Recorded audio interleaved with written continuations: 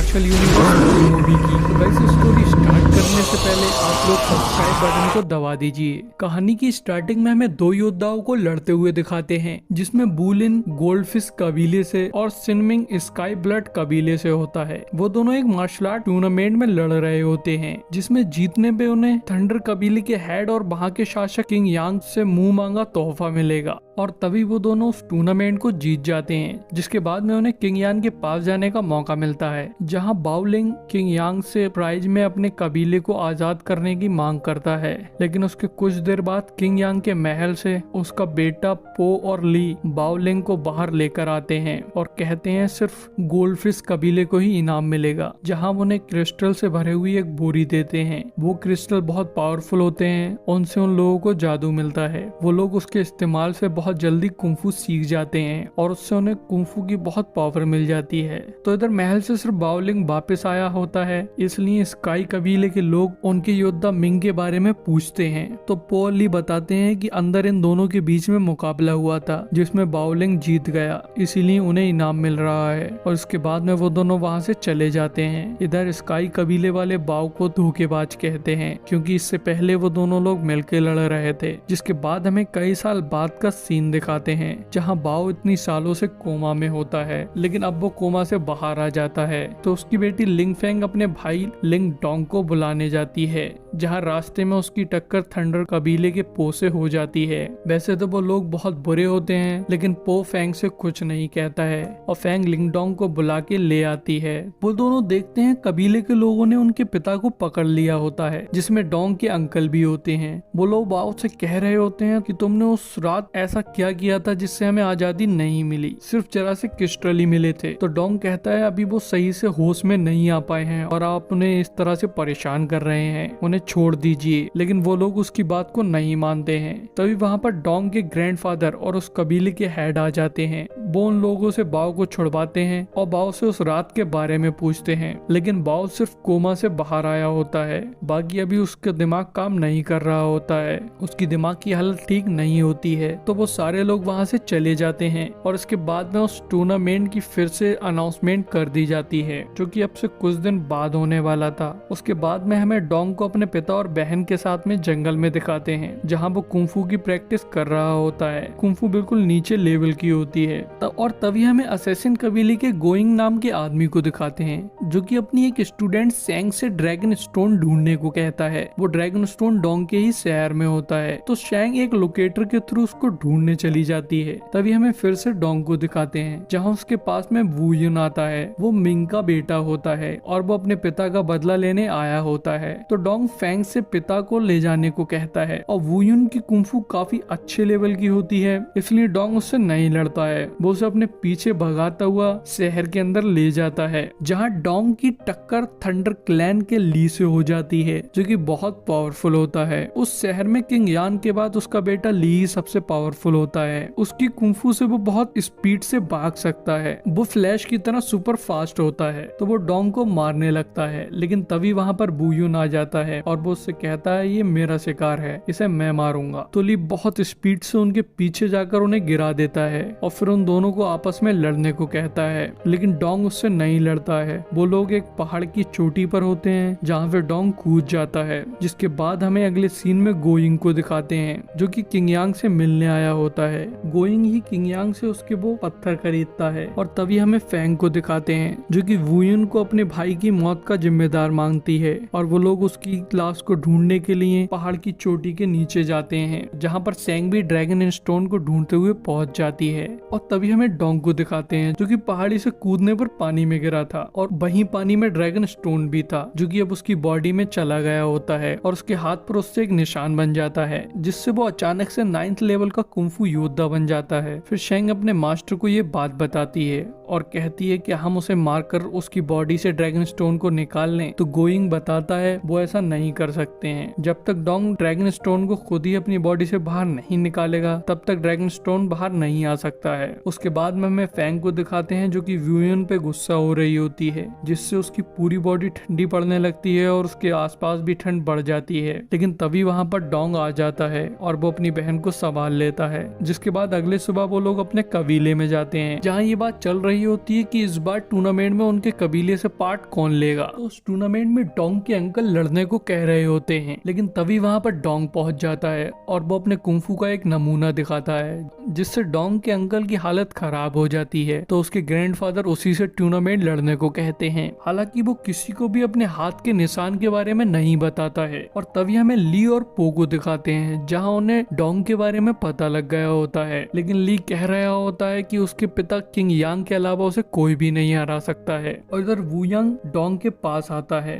वो उससे मिलकर लड़ने को कह रहा होता है, लेकिन डोंग उसके लिए मना कर देता है। और ये खबर भी उन दोनों भाइयों तक पहुंच जाती है, जिसे सुनकर वो लोग काफी खुश भी हो जाते हैं। और तभी उनके पास में गोइंग आता है। वो ली से कहता है, अगर तुम डोंग को मेरे हवाले कर दो तो मैं तुम्हें बहुत पावरफुल बना दूंगा। इसके बाद में हमें डोंग और फैंग को दिखाते हैं, जहाँ डोंग को पता लगता है वो अपने उस निशान से क्रिस्टल को एक फायर पिल में बदल सकता है, और वो एक पिल 100 क्रिस्टल के बराबर की एनर्जी देती है। तभी डोंग से उस पिल को शैंग चुरा कर भाग जाती है। तो डोंग उसको पकड़ने की कोशिश करता है, लेकिन वो उसके हाथ नहीं आती है। जिसके बाद डोंग अपने घर जाकर उन क्रिस्टल से बहुत सारी फायर पिल बना लेता है। और तभी टूर्नामेंट वाला दिन आ जाता है, जहाँ उन्हें एक जंगल में छोड़ दिया जाता है और उन्हें पहले टास्क में अपने अपोनेंट को मारकर उसके नेम टैग को लाना होता है। लेकिन थंडर कबीले वाले डोंग पे इनाम रख देते हैं, इसलिए सारे लोग उसका पीछा करने लगते हैं। लेकिन तभी वहाँ पर कुछ खंजर पीछे से आते हैं, जो कि उन लोगों को मार देते हैं। तब हमें पता लगता है कि वुयिन डोंग के साथ लड़ रहा है। और हमें दिखाया जाता है जब वुयिन डोंग से मिलने के लिए गया था तो वहाँ पर थंडर कबीले के जासूस थे, तो इसलिए डोंग ने साथ लड़ने के लिए मना कर दिया था। लेकिन उसने किसी तरह उसे एक पर्ची दे दी जिसमें लिखा था कि वो लोग साथ में लड़ेंगे।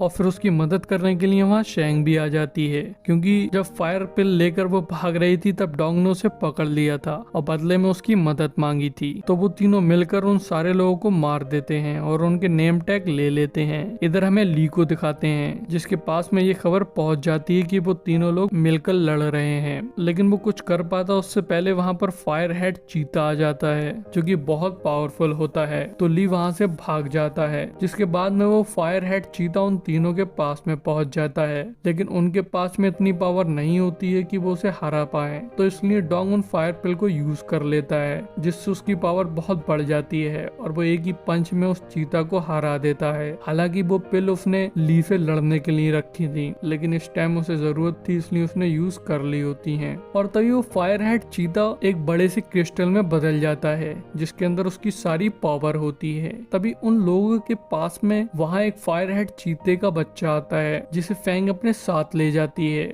और वो तीनों टूर्नामेंट के मैदान में आ जाते हैं। लेकिन डोंग फायर हेड चीता को मारने की वजह से कमजोर हो गया होता है, उसमें उसकी सारी एनर्जी खत्म हो गई होती है। तो इसलिए वुयुन और फैंग ली से लड़ने लगते हैं, लेकिन वो उन दोनों पे भारी पड़ रहा होता है। वो दरअसल में उन दोनों से बहुत पावरफुल होता है, तो इसलिए डोंग हवा में उड़ता है और एक टेक्निक का इस्तेमाल कर ली को घायल कर देता है। तभी फैंग उनके साथ गद्दारी कर देती है और मैदान भी छोड़ देती है, जिसके बाद डोंग वुयुन के लात मारकर मैदान से उतार देता है। जिसके बाद वो ली को बंदी बनाकर राजा के पास में ले जाता है और कहता है, मेरे कबीले को आजाद कर दो और ये बताओ कि तुम लोगों ने मेरे पिता के साथ क्या किया था। जहाँ वो खड़ा होता है उसके नीचे एक मेटल सर्कल होता है, तो वहाँ पर अचानक से वो एकदम कमजोर पड़ जाता है और उसकी पावर उस सर्कल के अंदर एब्जॉर्ब होने लगती है और एब्जॉर्ब होकर राजा के पास जा रही होती है। जिसके बाद में हमें एक फ्लैशबैक दिखाया जाता है, जिसमें डोंग के पिता और वुयुन के पिता दोनों वहीं खड़े थे और राजा ने उनके साथ भी ऐसा ही किया था, जिसमें वुयुन के पिता मिंग वहीं मर गए, लेकिन डोंग के पिता बाओ काफी पावरफुल थे इसलिए उनकी जान बच गई थी, लेकिन वो कोमा में चले गए थे। अब वो ये सारी बात डोंग को बता देते हैं और फिर किंग यांग डोंग की पावर को भी पावर एब्जॉर्बर से एब्जॉर्ब कर रहा होता है, लेकिन तभी वहाँ पर गोइंग आ जाता है और वो किंग यांग को रोक देता है। तो किंग यांग उसके पास आकर उससे सुनाने लगता है और उस पर गुस्सा होता है, लेकिन तभी अचानक से उसका बेटा ली पीछे से आकर किंग यांग के सीने में अपना हाथ डाल देता है और उसे घायल कर देता है और उसे पावर ऑब्जर्वर पर फेंक देता है और जल्दी से जाकर उसकी गद्दी पर बैठ जाता है। जिसके बाद ली अपने पिता और डोंग दोनों की पावर को एब्जॉर्ब कर लेता है, जिससे वो बहुत पावरफुल हो जाता है और वो लोग बाहर कबीले वालों से कह देते हैं डोंग अब कुछ दिन राजा के ही पास रहेगा, उसकी दोस्ती राजा से हो गई है। तो वुयुन और उसके कबीले के लोग उसे गद्दार बता रहे होते हैं। वो कह रहे होते हैं जैसे अब से कुछ साल पहले उसके पिता ने किया था वैसा ही उसने किया है। और इधर महल से डोंग की बॉडी गायब हो जाती है। तभी रात में फैंग थंडर कबीले के दरवाजे पर आकर चिल्लाती है और अपने भाई से मिलने को कहती है, लेकिन ली और पो उसे बताते हैं उसका भाई मर गया है, जिससे उसे बहुत गुस्सा आने लगता है और वो फिर से ठंडी पड़ने लगती है और उसके आसपास भी ठंड बढ़ जाती है। तो पो बहुत स्पीड से आकर उसकी गर्दन पर मारकर उसे बेहोश कर देता है। और स्टार्टिंग में फैंग की टक्कर जब पो से हुई थी तब से ही पो फैंग को पसंद करने लगा था, इसलिए वो उससे शादी करने को कहता है और ली भी इस बात के लिए मान जाता है। तभी हमें डोंग को दिखाते हैं जो कि एक अलग ही दुनिया में होता है और जहाँ उसका सामना एक बहुत बड़ी लोमड़ी से होता है जो कि उसे बहुत सारी पावर देती है और वापस उसी की दुनिया में भेज देती है। और हमें इधर वुयान को दिखाते हैं जो कि शेंग के पास आया होता है और तभी वहीं पर डोंग भी आ जाता है। वो शेंग से पूछता है तुमने मुझे वहाँ जाने से रोकने के लिए, तो वो हाँ कर देती है। तभी डोंग अपने हाथ के निशान से शेंग के माथे से एक पिन निकालता है जिसकी वजह से वो गोइंग के कब्जे में थी। तभी वो लोग डोंग के ग्रैंडफादर के पास जाते हैं जहाँ जाकर डोंग उन्हें सारी बात समझाता है और वो उन लोगों से माइंड के थ्रू जाकर पावर एब्जॉर्बर के मेन सोर्स को तबाह करने को कहता है और शेंग को भी उन्हीं के साथ भेज देता है। उसके बाद में वुयुन और डोंग थंडर कबीले के महल में जाने लगते हैं और इधर ली ने फैंग की शादी पो से करा दी होती है, लेकिन वो अचानक से फैंग की पावर एब्जॉर्बर के थ्रू एब्जॉर्ब करने लगता है। तो पो उसे रोकने को कहता है और कहता है आप क्या कर रहे हो। तो वो उससे कहता है ये लड़की स्नो सोल के साथ जन्मी है,